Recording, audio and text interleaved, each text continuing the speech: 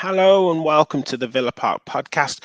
We are here for a quick roundup of the last couple of days' news, Kev, and also a preview of what is now proving to be a massive game against Fulham. We always seem to be saying that they're massive games at the minute, but it really is a pivotal week for Steven Gerrard and Aston Villa at the moment. And yeah, we'll be here to preview the game at Craven Cottage against Fulham. So thanks for joining me, Kev.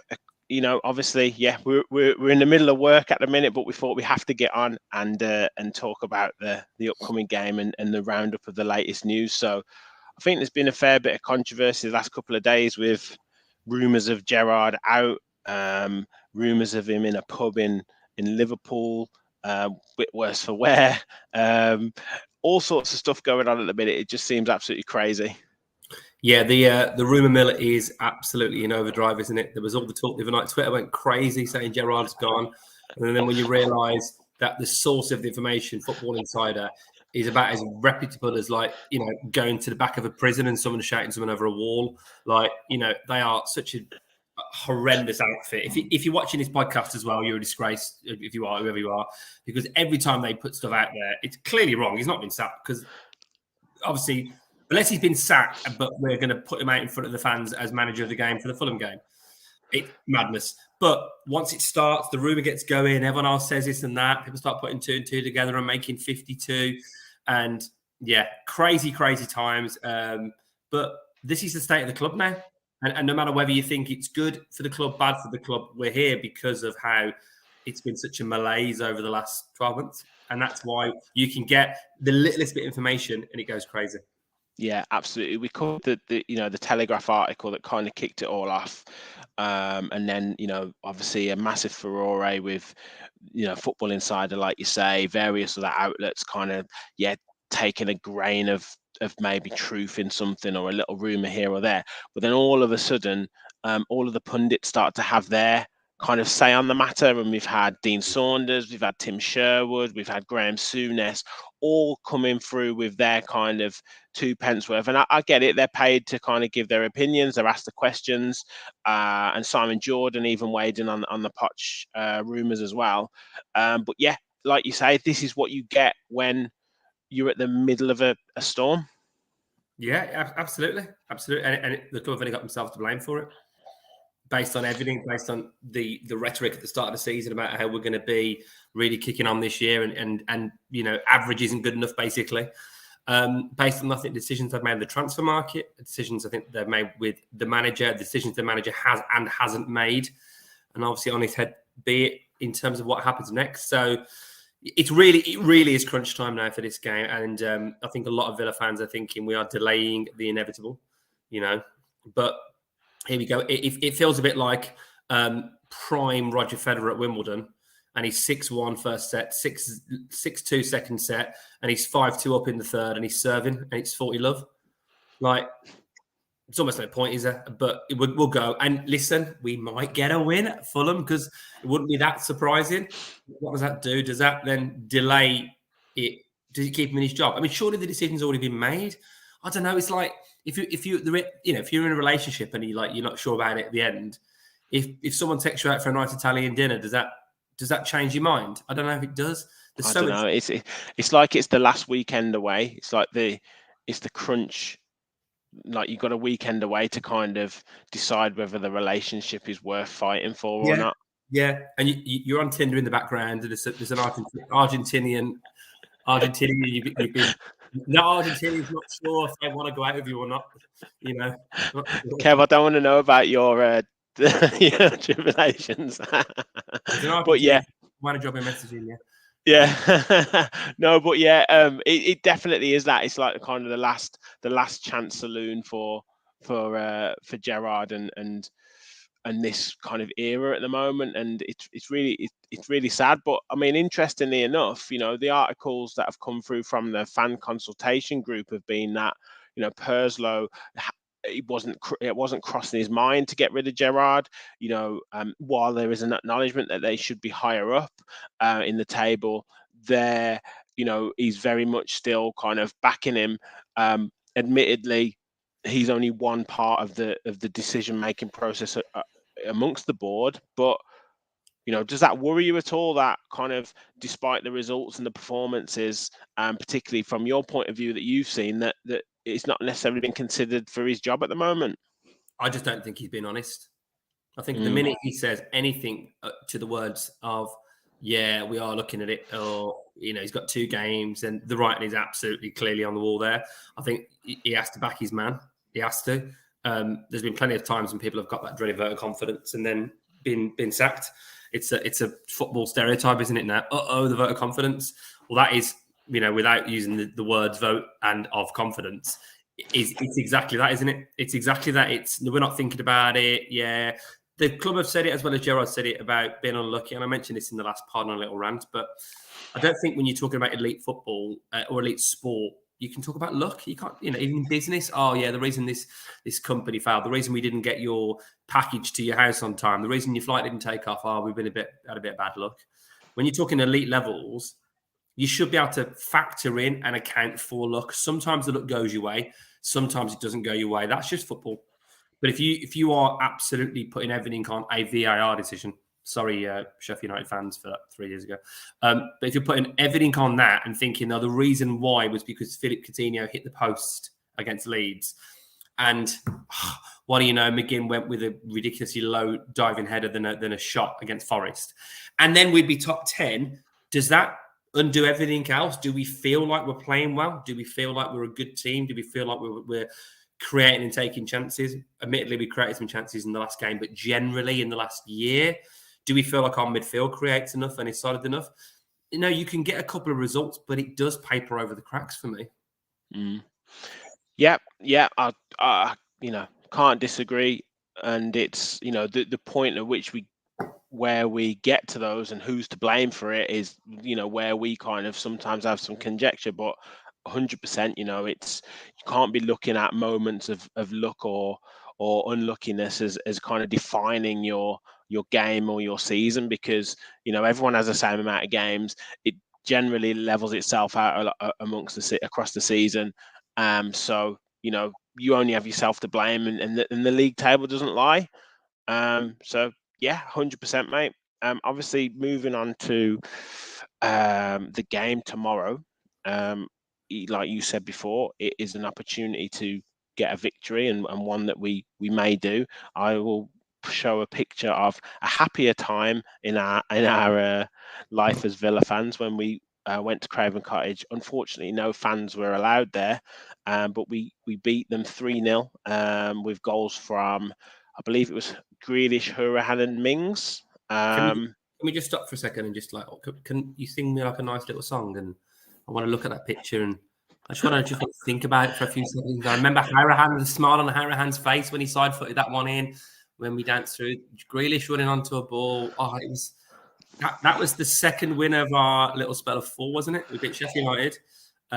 We beat Fulham, and we were always crap against Fulham. I always remember having a terrible record. I remember going there in an FA Cup game 2 or 3 years back, and Harry Arter scored a winner at the end. And just, it's a long way to go, isn't it? West London. And I don't think we've ever done really well. Obviously, we had the playoff final. So it felt like, wow, like Villa, we're a swashbuckling away team. And that was really one of the standouts I felt of particularly the first half of that season. It was a really, really good performance. We absolutely did what you should do to a newly promoted team.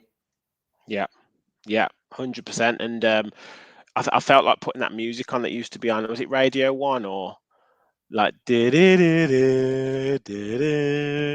can't remember what it was now, but yeah, like reminiscing about some love story that we used to have with Grealish and the Villa team back then. Yeah. But no, and you're right, we've never done really well at Fulham, and we've actually never.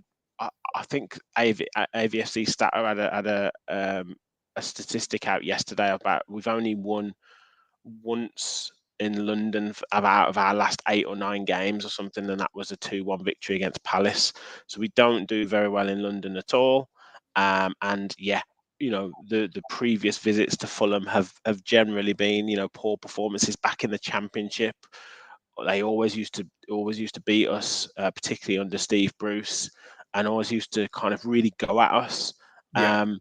And they've got a manager in Marco Silva who's sometimes flattered to deceive in the Premier League, but seems to have set up a nice system and an effective way of playing at Fulham.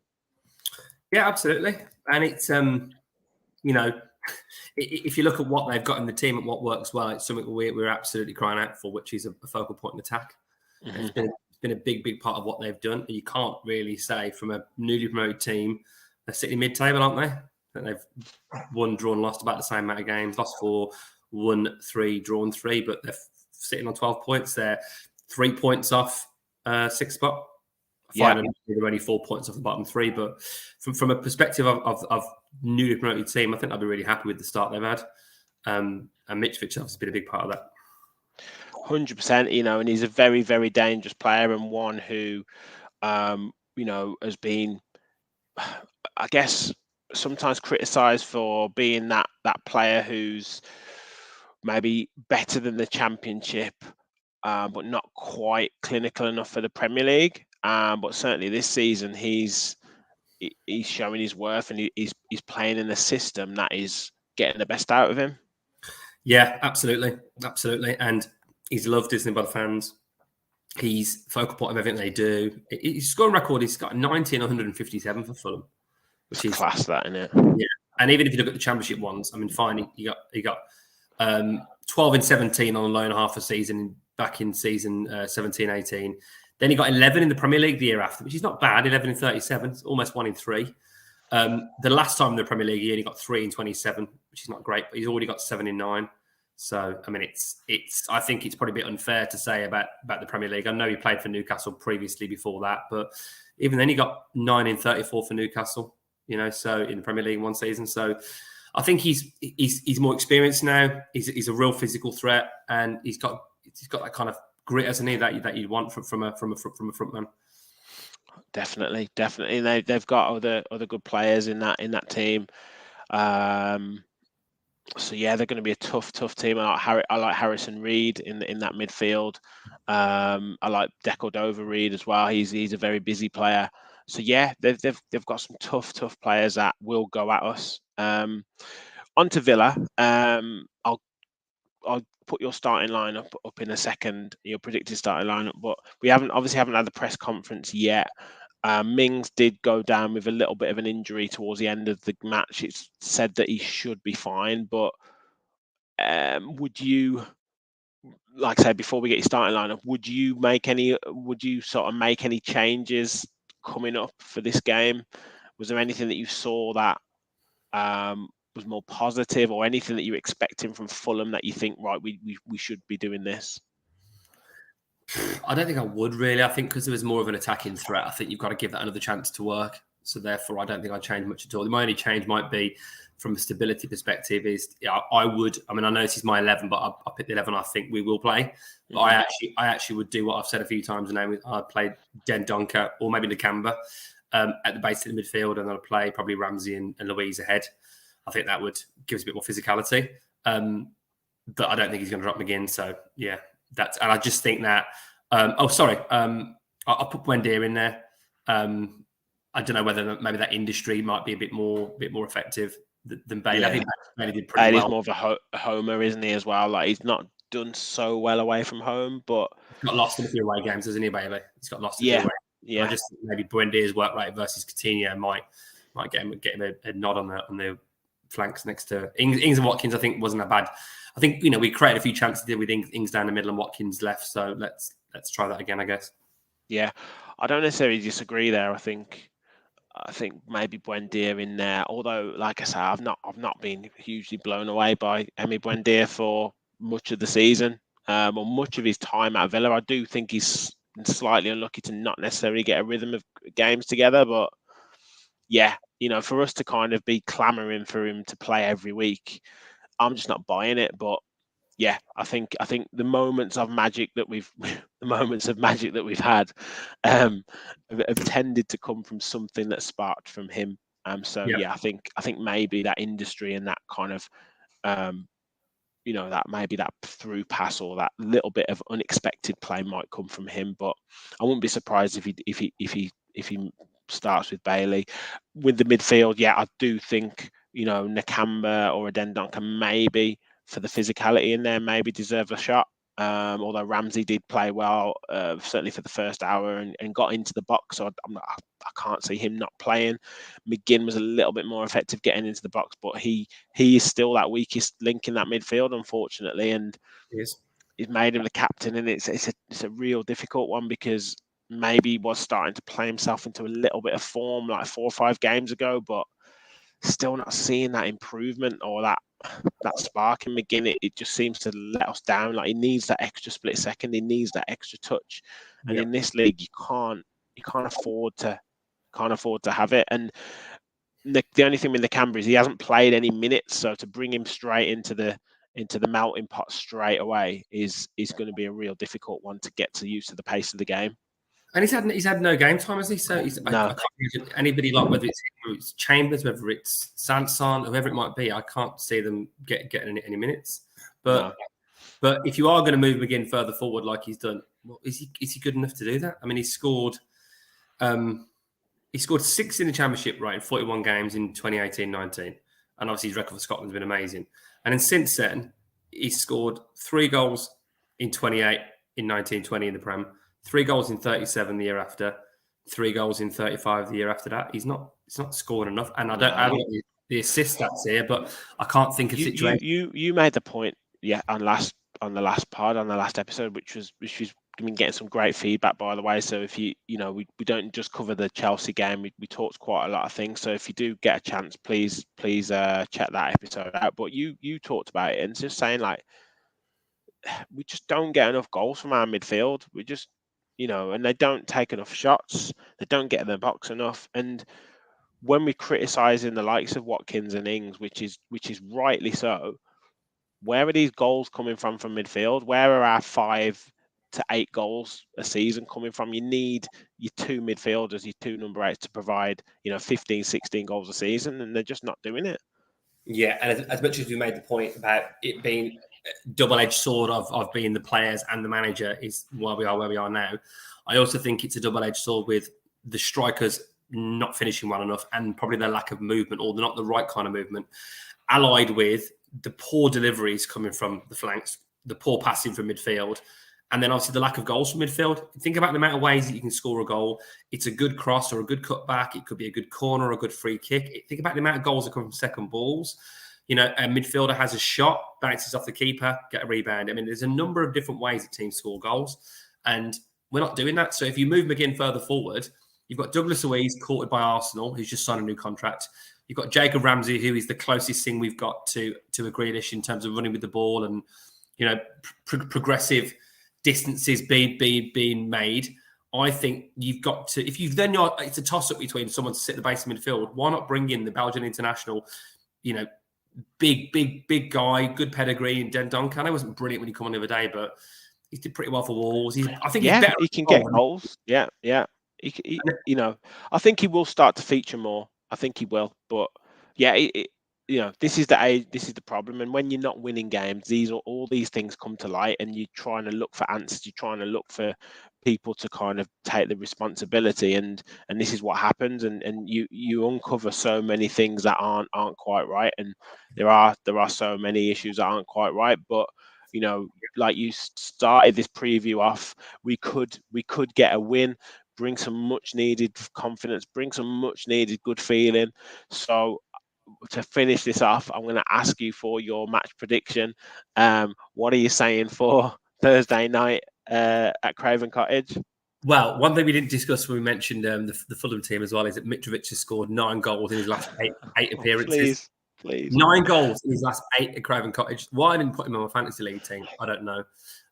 Although I've been trying to get ahead of everyone. I didn't pick Haaland as captain when he has a bad week, and I put James Maddison, and he may as well not bother turning up. So anyway, Mitrovic is in banging form, particularly when they're at home. So I do think Fulham will score. I think he's got a good chance of scoring. I think it'll be 1-1. I don't know. I think we struggle to score more than 1 goal, don't we? The last time we did it, Everton, yeah. Is that the only time this season? I think it is in the actual season rather than pre-season. I can't think of another time we've done it. Yeah. So, yeah, I'm going to say 1-1. I think Fulham will score, and yeah, but let's see what happens. Who's going to get our goal? It'll be an own goal by Niskins Cavani. No, I don't know. I don't know. Is there any more players in our team that haven't scored yet? Because we're trying to get everyone to score one, aren't we? Cash, maybe. Cash. Actually, yeah, maybe Konza will get it. Konza will get it from a corner. Yeah. There you go. It'd be good to score from a corner for once. What do you mate? I'm going to say 2-1. That's my usual favourite score, but I'm going to be more positive. I'm going to say 2-1. I'm going to say Ings is going to score, and I'm going to say McGinn will score. Yeah, he's going to score. Yeah. So timestamp this episode. But yeah, we'll look forward to it. We might be back with another sort of roundup. I know Ashley Priest did like a real roundup across the today, and obviously then we'll have the press conference where Steven Gerrard will obviously confirm any injuries, any players out. We asked some questions that I imagine about his future, so we may do a roundup either later on today or tomorrow morning. And we will be back with a match reaction. I would have thought, mate, straight after the game, to be honest. So yeah, loads of content coming up. Please, thank you so much for the support that we've had. We are edging close to that 450 mark, which in turn gets us close to that 500 mark. Please leave your comments down below as well, and please give us a like and consider subscribing. But yeah, the support's been fantastic, hasn't it, Kev? Amazing. I mean, I can't believe it's been maybe a couple of months ish since we've had the channel, obviously ourselves, and it's been great. I love it. We're all doing this because obviously we love the Villa, and we love talking about the Villa, and we want the best for the Villa. And we know obviously fellow Villa fans share that, but just to see how people get into it and some of the great comments and great points. Comments are fantastic. Yeah. So yeah, keep them coming in. Share the love, guys, and yeah. Hopefully we get the 3 points tomorrow. And as always, remember, we all follow the Villa. See you soon, everyone.